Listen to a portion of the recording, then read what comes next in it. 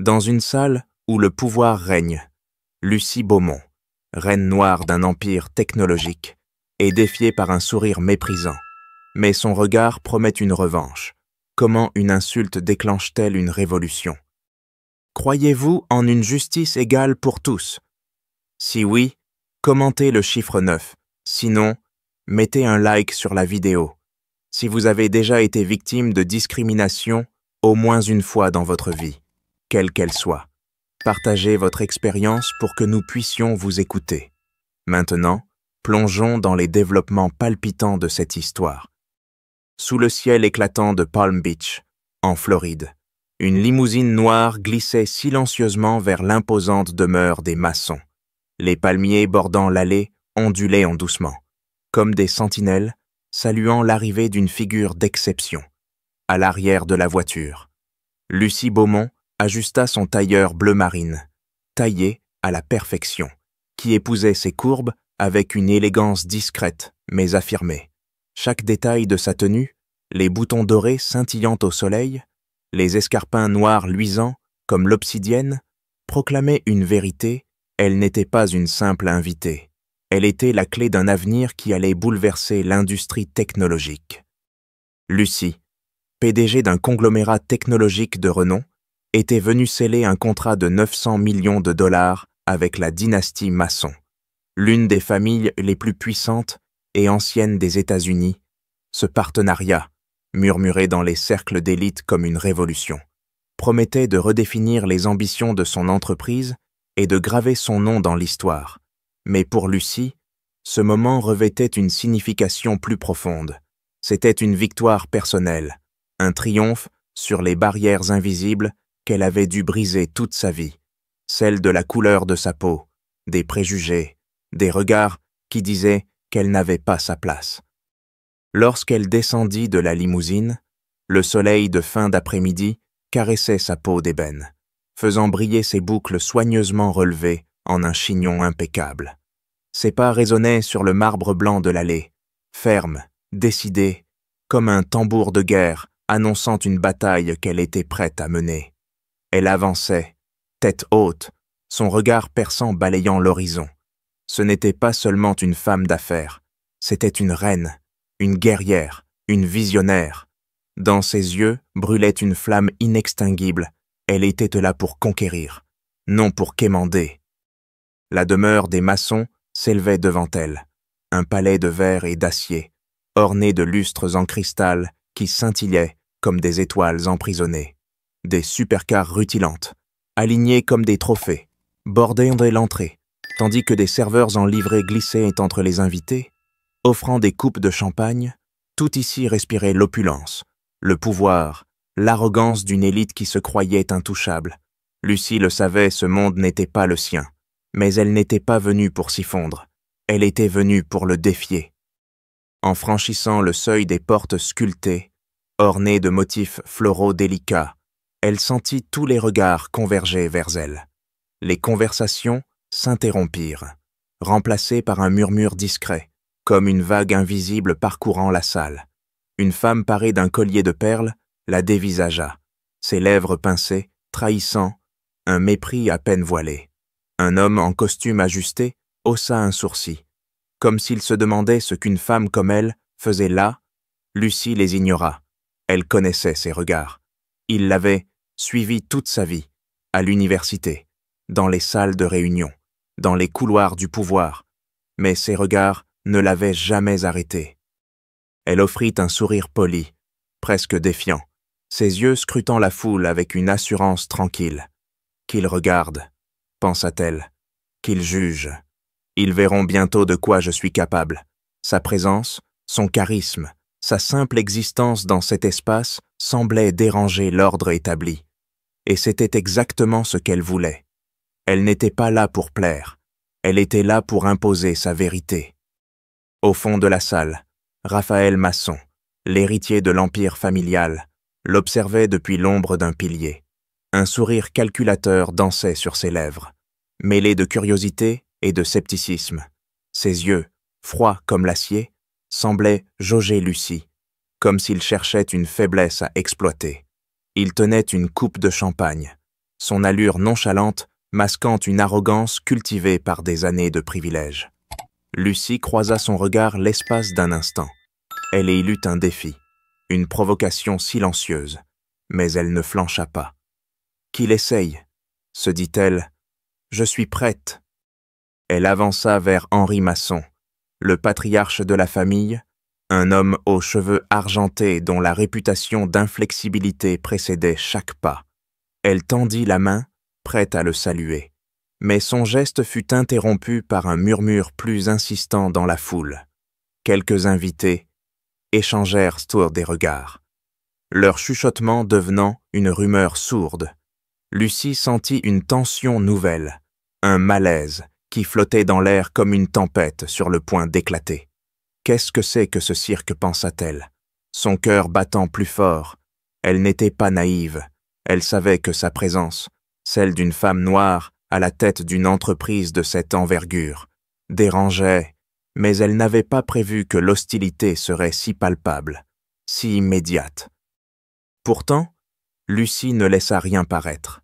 Elle redressa les épaules, son sourire s'élargissant légèrement, comme une armure qu'elle polissait avant la bataille. Ils veulent me voir plier. Ils se trompent de cible, songea-t-elle. Chaque pas qu'elle faisait dans cette salle était une déclaration. Elle n'était pas là pour demander la permission d'exister.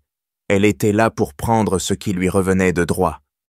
Les lustres projetaient des éclats de lumière sur son visage, illuminant ses traits avec une intensité presque surnaturelle. Elle était magnifique, non pas seulement par son apparence, mais par la force qui émanait d'elle. Une force forgée dans les épreuves, dans les nuits blanches à bâtir son empire, dans les combats qu'elle avait menés contre ceux qui voulaient la réduire à sa couleur de peau. Elle était Lucie Beaumont, et elle portait en elle l'espoir de tous ceux qui avaient été ignorés, méprisés, écartés. Alors qu'elle s'approchait de la table principale, où Henri Masson discutait avec un groupe d'hommes en costume coûteux, elle sentit une chaleur monter en elle, non pas de la peur, mais d'une rage contenue, une indignation face à l'injustice qu'elle devinait déjà. « Pourquoi dois-je encore prouver ma valeur ?» se demanda-t-elle, son esprit bouillonnant. Mais elle repoussa cette pensée. Ce n'était pas le moment de douter, c'était le moment de briller. Elle s'arrêta, son regard balayant la salle une dernière fois. Les murmures s'étaient tus, remplacés par un silence lourd, presque oppressant. Tous les yeux étaient sur elle, certains admiratifs, d'autres hostiles. Mais Lucie n'était pas intimidée. Elle était là, debout, inébranlable, prête à écrire une nouvelle page de son histoire. Elle n'était pas seulement une invitée dans ce monde de privilèges, elle était celle qui détenait la clé d'un avenir nouveau, une clé qu'elle n'avait pas l'intention de lâcher. Et dans ce silence, alors que les premières notes d'une musique douce emplissaient, et la salle, Lucie comprit que cette soirée ne serait pas une simple formalité.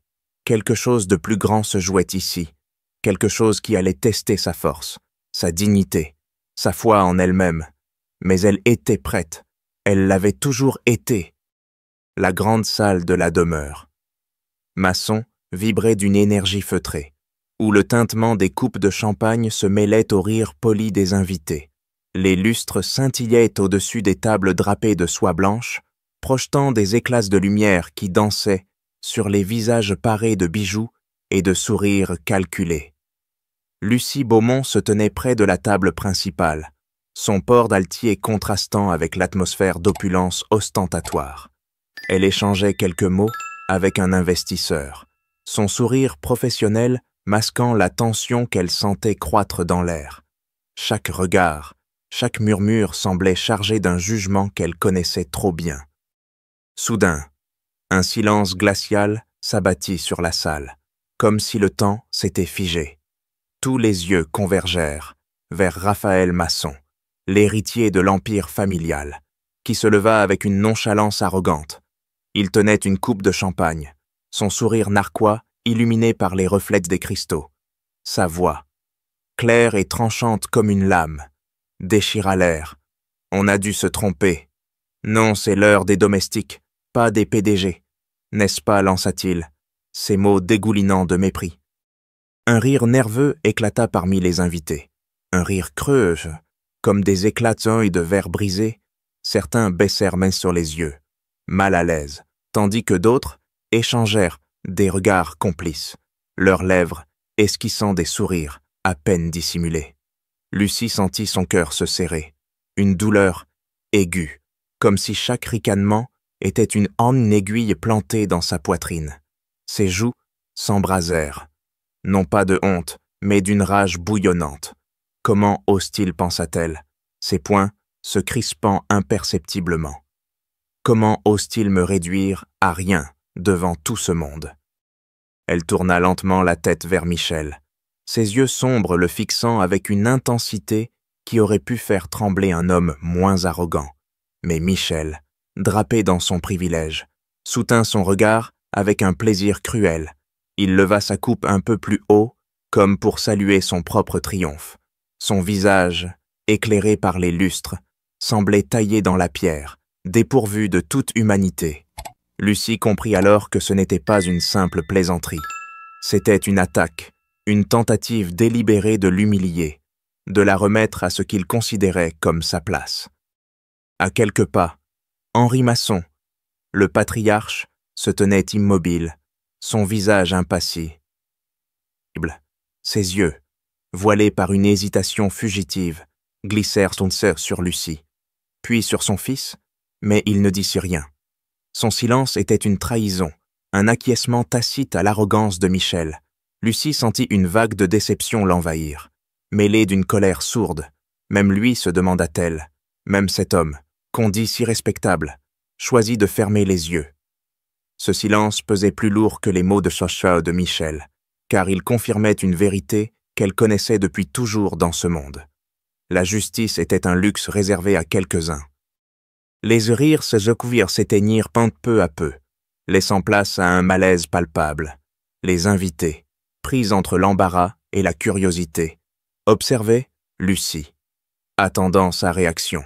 Certains espéraient la voir plier, s'effondrer sous le poids de l'insulte. Mais Lucie n'était pas de celles qui plient. Elle redressa les épaules, son menton se relevant avec une dignité qui semblait défier la salle entière. « Ils veulent me voir faible, pensa-t-elle, son esprit en ébullition. Ils se trompent. Je suis plus forte que leur mépris. » Elle posa son verre sur la table avec une lenteur délibérée, chaque geste empreint d'une maîtrise absolue.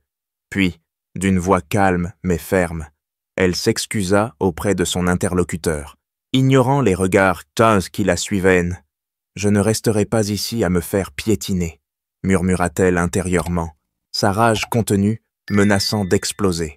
Elle traversa la salle, ses escarpins claquant sur le marbre avec une cadence régulière, comme un hymne de résistance. Chaque pas était une déclaration, elle ne se laisserait pas briser. Les invités s'écartèrent sur son passage, leur chuchotement reprenant de plus belle. Une femme âgée, parée d'un collier de diamants, murmura quelque chose à son voisin, son ton chargé de condescendance. Un jeune homme détourna le regard, incapable de croiser celui de Lucie, mais elle n'en avait cure. Elle savait qu'elle représentait bien plus qu'elle-même. Elle portait les espoirs de tous ceux qui avaient été rabaissés, ignorés, jugés pour leur couleur de peau, et elle ne les trahirait pas. Arrivée aux portes sculptées, Lucie s'arrêta un instant. Elle se retourna, son regard balayant la salle une dernière fois. Michel, toujours debout, la fixait avec un sourire satisfait, convaincu d'avoir remporté une victoire facile. Mais dans les yeux de Lucie, il n'y avait ni faiblesse ni amertume. Il y avait une promesse, une détermination farouche. « Tu crois m'avoir brisé, pensa-t-elle, son cœur battant comme un volcan prêt à entrer en éruption.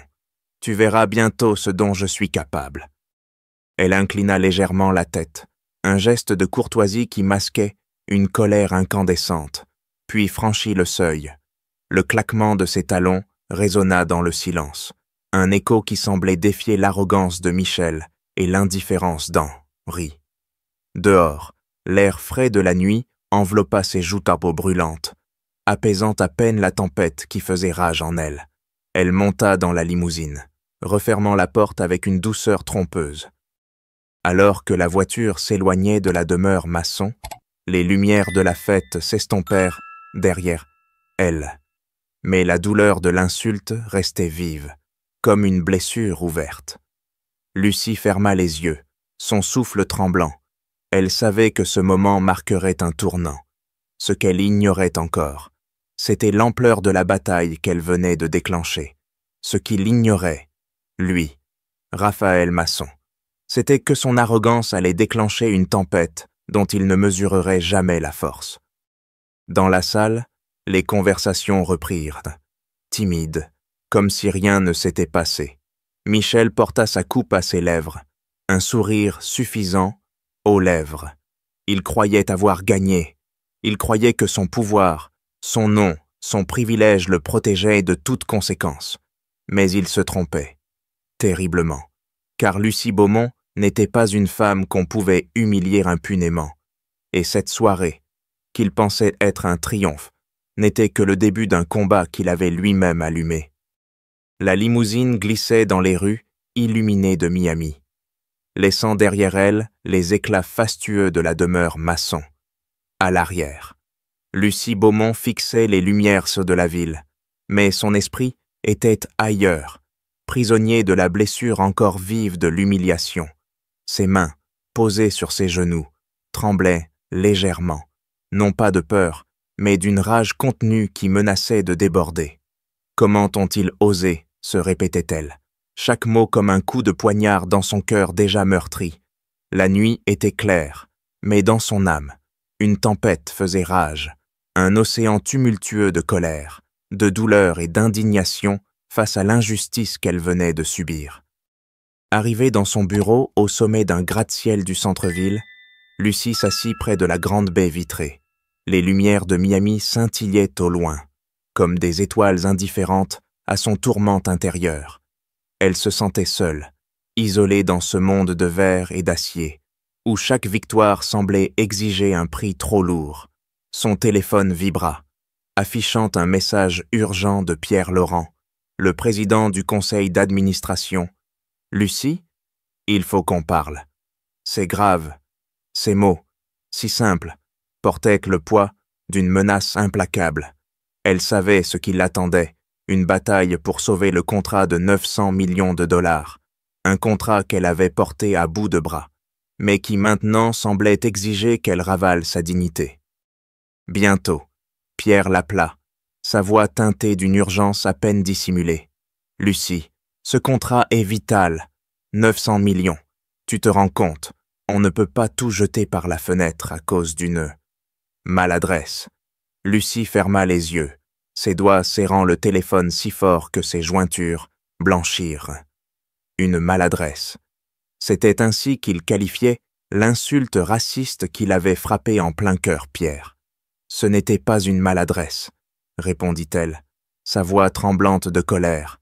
C'était une attaque, une humiliation publique. Ils m'ont traité comme une moins que rien, comme si ma couleur de peau annulait tout ce que j'ai accompli. Pierre soupira, insistant avec une froideur calculée. « Je comprends, mais pense à l'entreprise, à nos employés, à nos actionnaires. On doit retourner à la table des négociations. » Ces mots ravivèrent des souvenirs que Lucie avait enfouis depuis longtemps. Elle se revit à 18 ans, entrant dans une université prestigieuse, entourée d'étudiants, issus de familles fortunées. Les regards méprisants, les chuchotements cruels, les rires étouffés dans les couloirs, tout cela résonnait encore dans sa mémoire comme un écho douloureux. Une fois, une camarade avait ricané. « Tu es là grâce à une bourse. Non, tu devrais être reconnaissante. » Une autre fois, un professeur avait ignoré sa main levée, préférant donner la parole à un étudiant blanc. « Tu n'es pas à ta place », lui avait-on dit un jour, des mots qui l'avaient peu marqué au fer rouge, gravés dans son âme comme une cicatrice indélébile. À l'époque, elle s'était juré de ne plus jamais laisser quiconque la rabaisser. Et pourtant, ce soir, dans ce bureau silencieux, Elle se sentait à nouveau comme cette jeune fille, seule face à un monde hostile qui refusait de reconnaître sa valeur. « Pourquoi dois-je encore me battre pour prouver ma valeur ?» se demanda-t-elle, une larme roulant sur sa joue, vite essuyée d'un geste rageur. Elle se leva, arpentant la pièce, son esprit en ébullition. Retourner à la table des négociations signifiait plier devant l'arrogance des maçons, accepter que sa dignité soit piétinée pour de l'argent, mais refuser, c'était risquer l'avenir de son entreprise, de ses employés, de tout ce qu'elle avait construit avec acharnement. Goutte de sueur après goutte de sueur, son cœur était un champ de bataille, déchiré entre la justice qu'elle exigeait pour elle-même et les responsabilités qui pesaient sur ses épaules frêles. Le téléphone vibra à nouveau. Cette fois, c'était Sophie Martin, sa meilleure amie et vice-présidente de l'entreprise. Lucie hésita, son cœur lourd, puis décrocha. Lucie. « Je viens d'apprendre ce qui s'est passé, » dit Sophie, sa voix vibrante d'indignation. « C'est du délire, ces gens sont des ordures, des racistes sans vergogne. Tu vas bien ?» Lucie esquissa un sourire amer, sa voix rauque d'émotion. « Bien, non. Sophie, je suis furieuse. Je bouillonne.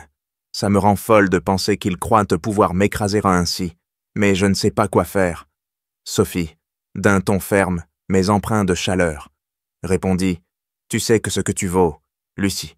Tu n'as pas à te plier devant ces arrogants. Tu es Lucie Beaumont. Bon sang. Une femme qui a défié toutes les barrières, qui a bâti un empire là où personne ne t'attendait. » Ces mots, simples mais puissants, rallumèrent une étincelle dans l'âme tourmentée de Lucie. Elle repensa à toutes les nuits blanches, à tous les obstacles qu'elle avait surmontés, à chaque porte fermée qu'elle avait forcée à s'ouvrir. Elle n'était pas seulement une PDG, elle était une survivante, une combattante, une femme qui avait défié un monde conçu pour l'exclure. « Sophie, si je cède maintenant, tout ce que j'ai construit perdra son sens, » murmura-t-elle, sa voix gagnant en fermeté. « Ma dignité n'est pas à vendre, pour aucun prix. Jamais. » Sophie acquiesça, sa voix adoucie mais résolue. « Je suis avec toi, Lucie, quoi que tu décides, je te soutiens, mais fais-le pour toi, pour celle que tu es, pas pour eux. » Après avoir raccroché, Lucie s'assit, son regard perdu dans l'horizon. La ville continuait de vivre, indifférente à son combat intérieur. Elle sentit une solitude profonde l'envahir, mais aussi une résolution nouvelle, comme une flamme vacillante qui refusait de s'éteindre. « Je ne plierai pas », se jura-t-elle, ses poings serrés. « Jamais. » De l'autre côté de la ville, dans la demeure Masson, Raphaël Masson sirotait un verre, un sourire satisfait aux lèvres. Il était convaincu que Lucie, sous la pression, reviendrait à la table des négociations. Tête baissée, prête à avaler son orgueil, il ne voyait en elle qu'une adversaire facile à briser, une femme que son pouvoir et son nom pouvaient réduire au silence. Ce qu'il ignorait, c'était que son arrogance avait allumé une flamme qu'aucune fortune ne pourrait éteindre. Lucie, seule dans son bureau, fixait l'aube naissante à l'horizon. La nuit avait été longue, interminable, mais elle avait cristallisé sa détermination. Elle savait que le chemin devant elle serait semé d'embûches, que son choix de défendre sa dignité attirerait des tempêtes, mais elle était prête. Ce n'était que le début d'une guerre qu'elle n'avait pas choisie, une guerre où elle combattrait non seulement pour elle, mais pour tous ceux que ce monde cherchait à écraser. Le soleil matinal baignait Miami d'une lumière dorée, mais dans la grande salle de réunion de l'entreprise de Lucie Beaumont, l'atmosphère était lourde, presque suffocante. Les membres du conseil d'administration, réunis autour d'une table en acajou poli, échangeaient des regards tendus. Lucie se tenait debout face à eux, son tailleur blanc éclatant comme une armure de lumière pure. Ses yeux, d'un éclat farouche, balayant les visages familiers, où se mêlaient doute, anxiété et frustration. Elle savait que ce moment serait décisif, non seulement pour elle, mais pour tout ce que son entreprise représentait. Son cœur battait comme un tambour de guerre, mais sa voix, lorsqu'elle prit la parole, était d'un calme olympien. « Mesdames et messieurs, commença-t-elle, chaque mot pesé avec une précision chirurgicale. Je comprends l'importance de ce contrat de 900 millions de dollars, mais je ne ferai pas affaire avec des lâches qui piétinent la dignité humaine. Je refuse de collaborer avec ceux qui croient que l'argent peut acheter le respect. » Un silence glacial s'abattit sur la salle. Les regards se durcirent. Certains empreints de choc, d'autres de colère contenue. Pierre Laurent, le président du conseil, bondit de son siège, son ton vibrant d'exaspération. « Lucie, tu ne peux pas prendre une telle décision seule. Ce contrat, c'est la survie de l'entreprise. Penses-tu vraiment que tes émotions doivent primer sur nos actionnaires ?» Lucie le fixa, ses yeux brûlants d'une rage maîtrisée mais incandescente. « Ce ne sont pas des émotions. »« Pierre, » répondit-elle, sa voix tranchante comme une lame, « c'est une question de justice, d'honneur, de respect. Si nous cédons maintenant, nous trahissons tout ce que nous avons construit. Nous ne faisons pas affaire avec des racistes. C'est fini. » Un murmure parcourut la salle, comme une vague d'incrédulité. Une femme plus âgée, membre chevronné du conseil, intervint d'une voix sèche. « Lucie, un simple pardon de la part des maçons suffirait. 900 millions, c'est une opportunité qu'on ne peut pas ignorer. » Lucie secoua la tête, un sourire amer aux lèvres. « Un pardon ?» demanda-t-elle, sa voix teintée d'un mépris contenu. « Un pardon ne répare pas l'humiliation publique. Un pardon ne rachète pas l'injustice. Pourquoi devrions-nous mendier le respect de ceux qui n'en ont aucun ?» Sa question flotta dans l'air, lourde, accusatrice. Pierre fronça les sourcils, sa voix teintée d'inquiétude croissante.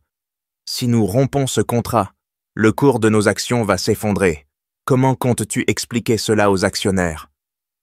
Lucie répondit sans hésiter, sa voix d'acier. « Je leur dirai que nous ne faisons pas affaire avec la lâcheté. Nous bâtissons notre avenir sur l'honneur, pas sur la compromission. » La salle retomba dans un silence pesant, mais cette fois, il était chargé d'une réflexion nouvelle. Même ceux qui s'opposaient à Lucie sentirent la force de ses mots, comme un vent qui balaie les doutes. Elle se tenait droite, inébranlable, une figure de défi face à un monde qui voulait la plier.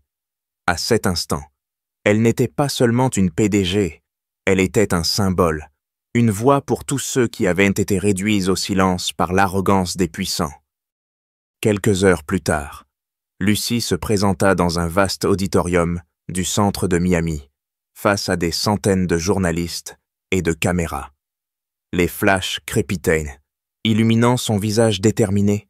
Elle portait toujours son tailleur blanc, ses cheveux relevés en un chignon impeccable, mais c'était son regard qui captivait l'assemblée.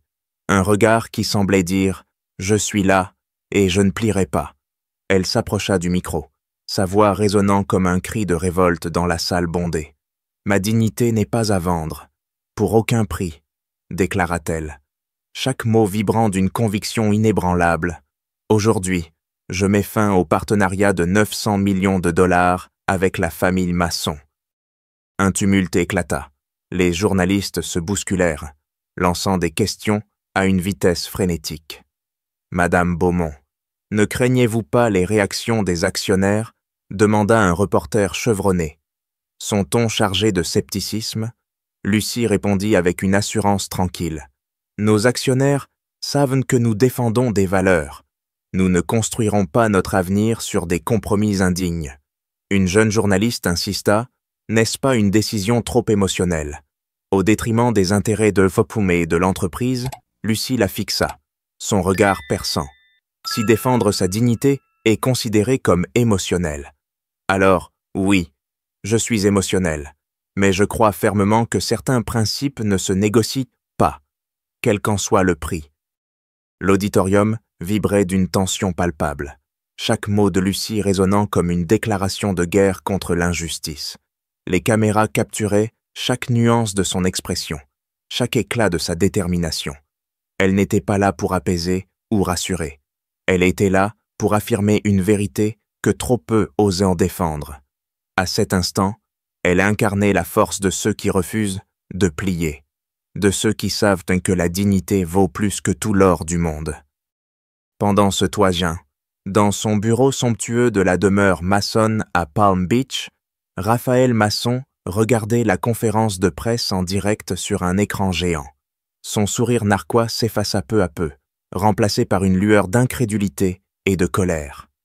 Il s'attendait à ce que Lucie cède sous la pression, qu'elle revienne, tête baissée, prête à avaler son humiliation, mais ce qu'il voyait à l'écran était tout autre. Cette femme, qu'il avait méprisée, se tenait là, droite, puissante, défiant son empire, avec une audace qu'il n'avait jamais anticipée. « C'est du délire », murmura-t-il. Ses doigts clissaient sur son verre. Il pensait l'avoir brisé, mais il se trompait lourdement. De retour dans l'auditorium, Lucie conclut son discours, sa voix résonnant comme un écho dans l'âme de chaque personne présente. Nous ne pouvons pas changer la manière dont certains nous traitent, mais nous pouvons choisir comment nous répondons. Et moi, je choisis l'honneur. Un silence respectueux enveloppa la salle, suivi d'un murmure d'admiration. Les journalistes, d'abord sceptiques, semblaient captivés par sa force, par sa capacité à transformer une blessure en une arme. En quittant l'auditorium, Lucie sentit une chaleur nouvelle dans sa poitrine. Non pas de triomphe, mais de certitude absolue. Elle savait que sa décision provoquerait des tempêtes, que les conséquences seraient lourdes. Mais elle savait aussi qu'elle avait fait le bon choix. Ce n'était pas seulement pour elle. C'était pour tous ceux qui, comme elle, avaient été jugés, méprisés, réduits à néant. Elle marcha vers la sortie, son pas assuré, son cœur gonflé d'une rage qui se transformait en force indomptable. Raphaël Masson croyait l'avoir brisé. Il allait bientôt découvrir à quel point il avait sous-estimé Lucie Beaumont. La nuit enveloppait Miami d'un voile d'étoiles. Mais dans le monde numérique, une tempête faisait rage. Quelques heures à peine après la conférence de presse de Lucie Beaumont, un raz-de-marée inattendu déferla sur les réseaux sociaux. Une vidéo, filmée discrètement lors de la soirée fatidique à la demeure Masson, se répandait à une vitesse fulgurante. À peine 2 minutes d'images tremblantes, capturées par un serveur invisible aux yeux de l'élite arrogante. Montrait Raphaël Masson, coupe de champagne à la main, lançant son insulte venimeuse. « On a dû se tromper. Non, c'est l'heure des domestiques, pas des PDG, n'est-ce pas, Spa ?» Son sourire narquois, son ton glacial, tout était là, exposé crûment au monde entier, comme une vérité qu'aucune fortune ne pouvait dissimuler. En quelques heures, la vidéo atteignit des millions de vues, chaque partage amplifiant une indignation collective qui semblait sans fin. Le hashtag BAT, la dignité n'a pas de prix, explosa sur toutes les plateformes, porté par une vague de colère contre l'arrogance et le racisme flagrant de Michel.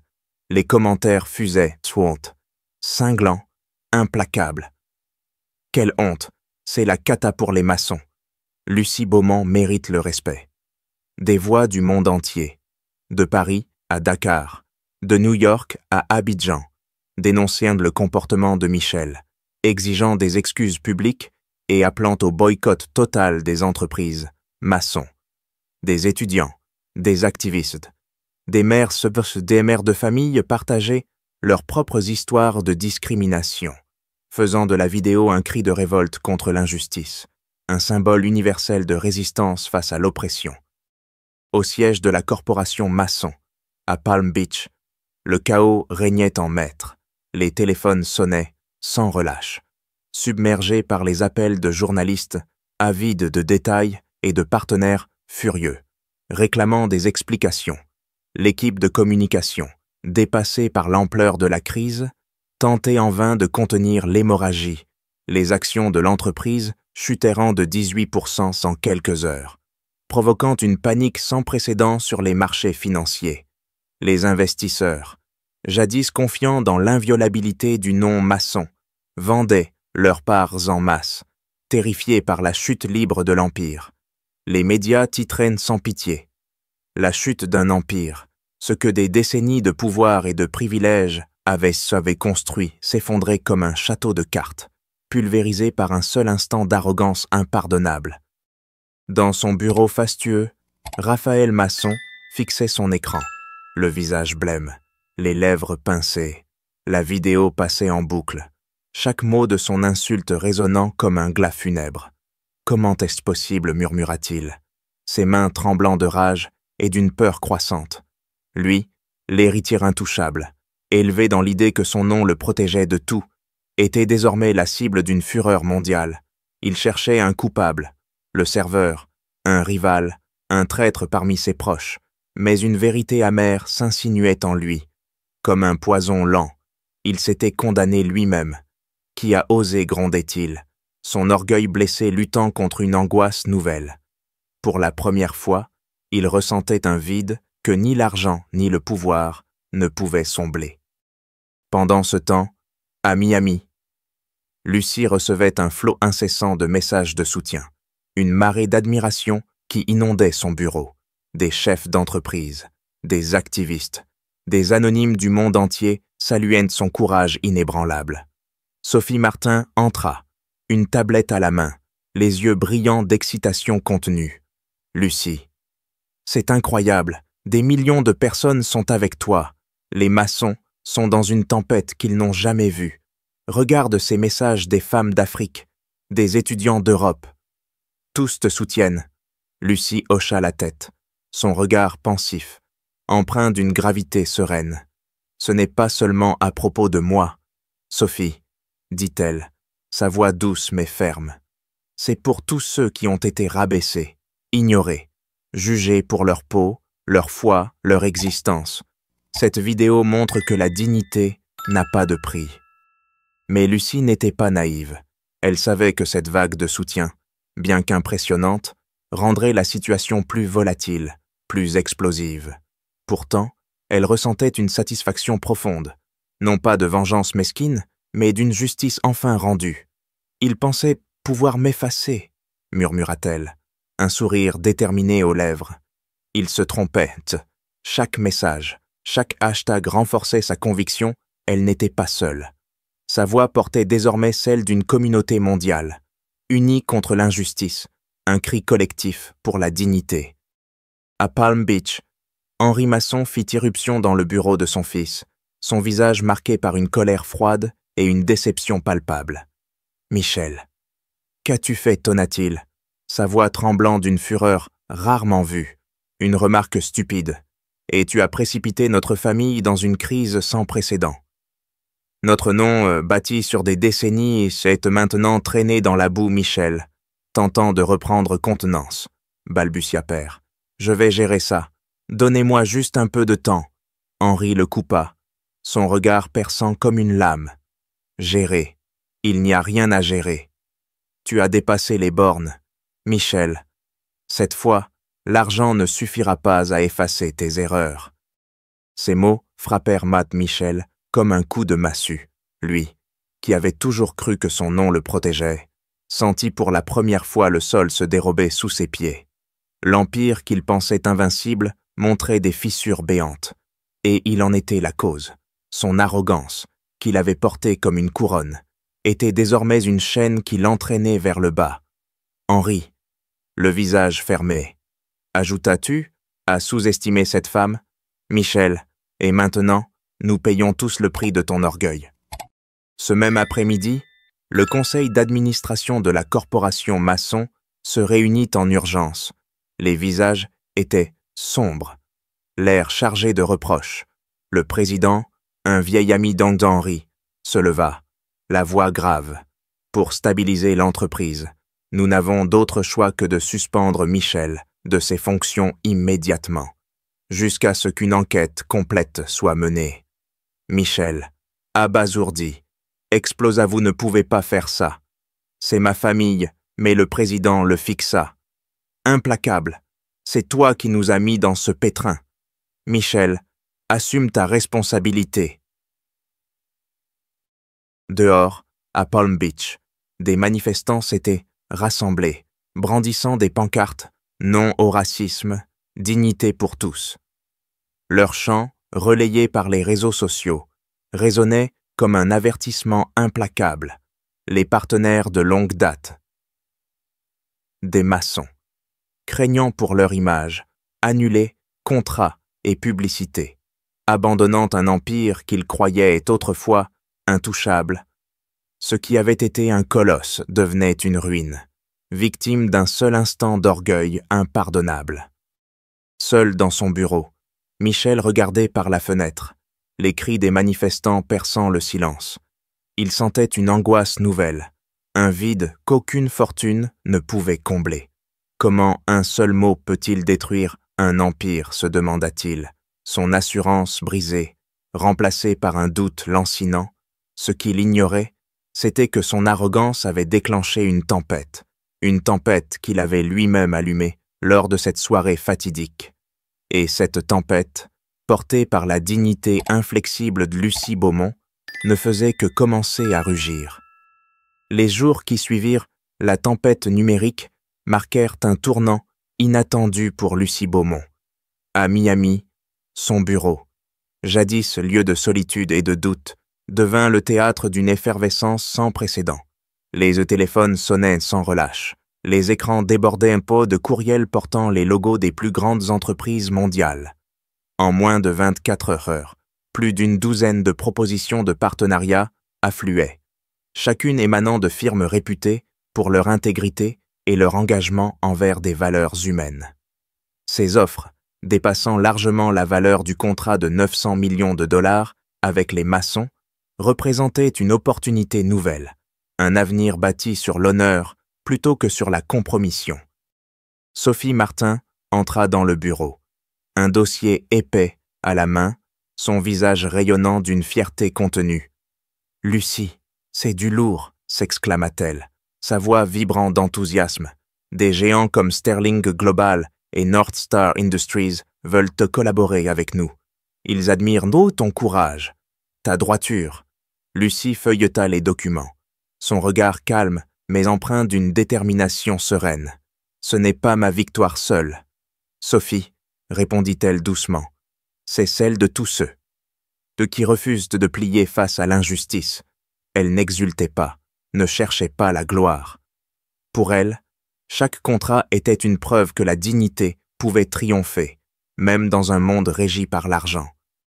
Quelques jours plus tard, Lucie signa des alliances avec plusieurs de ces firmes prestigieuses, des accords d'une valeur bien supérieure à 900 millions de dollars. Ces partenariats, fondés sur des valeurs partagées, promettaient un avenir durable pour son entreprise. Mais ce n'était qu'un début. Une invitation spéciale arriva bientôt, le sommet mondial du leadership, un rassemblement d'élites, d'activistes et de visionnaires, l'avait convié à prendre la parole. Le thème de l'année, le prix de la dignité, semblait taillé pour son histoire. Le soir du sommet, Lucie monta sur une scène immense, baignée par des projecteurs doux.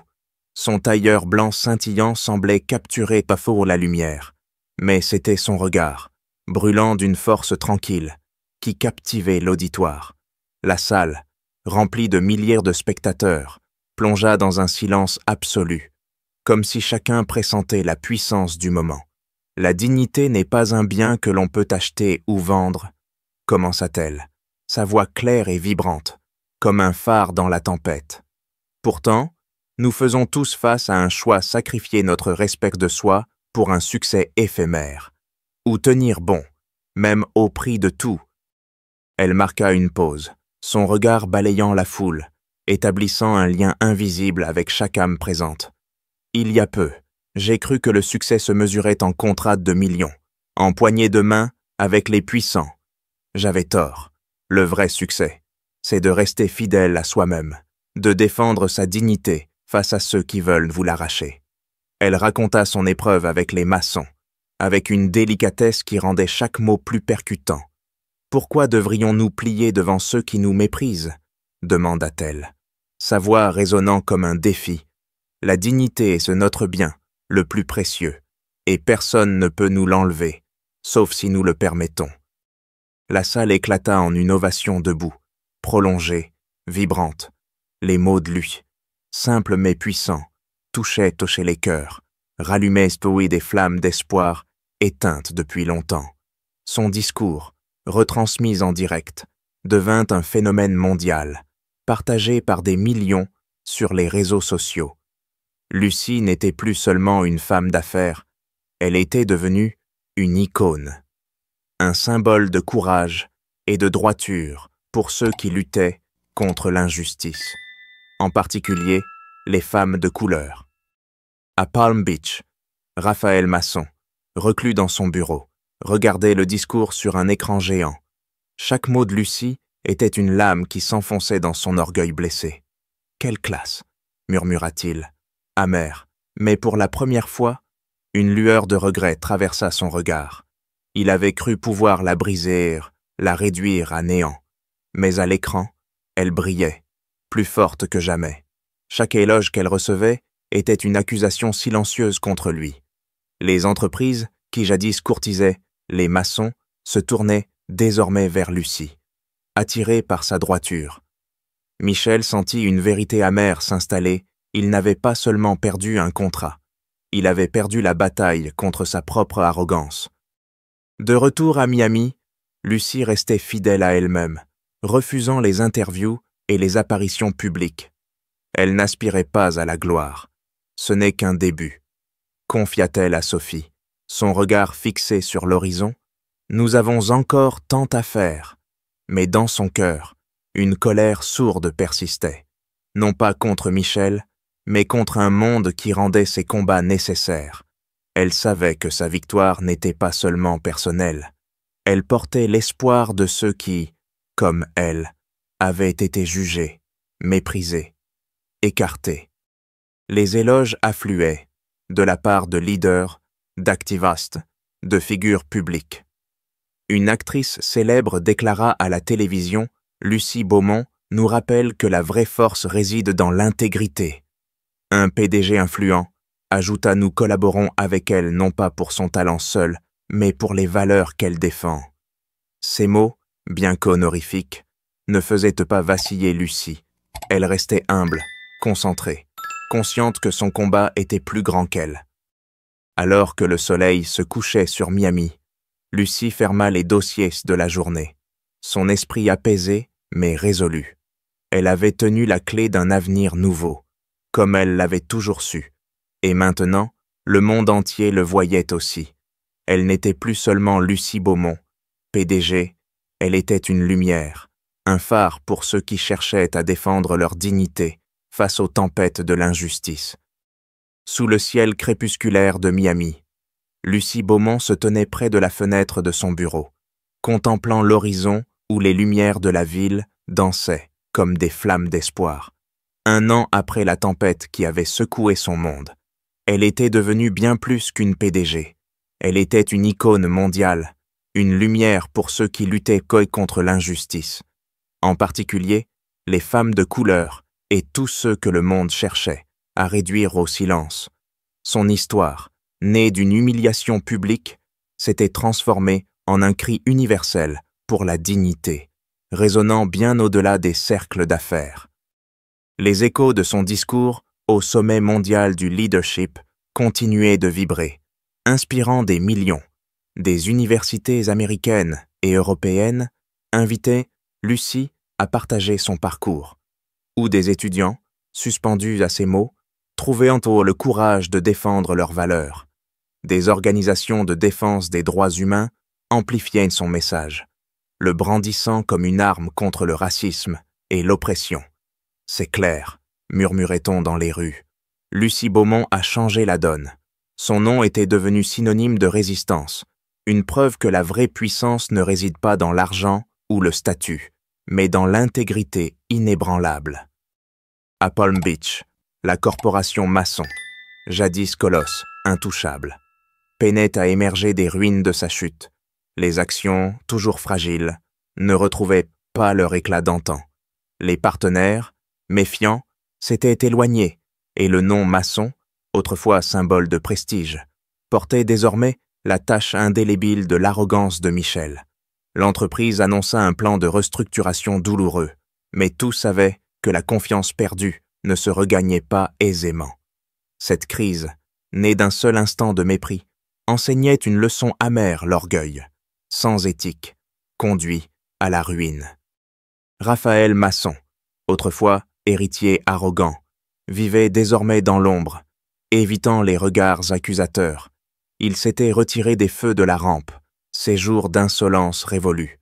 Il contribuait discrètement à des œuvres caritatives, un premier pas hésitant vers l'humilité. Quelle leçon, murmurait-il parfois. Seul dans son bureau vide, il comprenait, trop tard, que le respect ne s'achète pas, qu'il se gagne par des actes, non par un nom. Le chemin pour réparer ses erreurs serait long, semé d'embûches, mais il savait qu'il devait l'emprunter. Lucie, quant à elle, restait fidèle à sa mission. Elle refusait la gloire, préférant travailler dans l'ombre pour bâtir un avenir où la dignité prévalait. « Je combatte pour ceux qui n'ont pas de voix », confia-t-elle un soir à Sophie Martin, son regard fixé sur l'horizon. Une colère sourde persistait en elle, non contre les maçons, mais contre un monde où de tels combats restaient nécessaires. Pourtant, cette colère alimentait son espoir, sa foi en un changement possible. Elle savait que chaque pas, chaque victoire, pavait la voie pour d'autres. Son humilité ne faisait qu'accroître l'admiration qu'elle inspirait. Les jeunes femmes, en particulier celles de couleur, voyaient en Lucie un miroir de leur propre force. Elles partageaient leurs histoires, disant « Si elle a pu, moi aussi ». Lucie n'était pas seulement une héroïne. Elle était une flamme inextinguible, une preuve que la dignité, défendue avec courage, pouvait transformer le monde. Et vous, avez-vous défendu votre dignité ? Demandait son histoire, un défi lancé à chacun. Alors que la nuit tombait sur Miami, Lucie ferma son bureau, un sourire discret aux lèvres. Elle avait remporté une guerre qu'elle n'avait pas choisie. Une guerre pour la justice, pour l'honneur, mais plus que tout, elle avait laissé indicent la conviction que la dignité est une flamme que nul ne peut éteindre. Cette histoire est une œuvre fictive, créée à des fins éducatives et de divertissement. Elle ne vise à critiquer ni à attaquer aucun individu, groupe ou organisation. Toute ressemblance avec des personnes ou des événements réels est purement fortuite. Cette histoire vous a-t-elle touché ou inspiré? Laissez un commentaire, aimez, partagez et abonnez-vous à notre chaîne Histoire de justice sociale pour découvrir d'autres récits qui donnent voix à l'espoir et à la justice. Votre soutien fait résonner ces histoires plus loin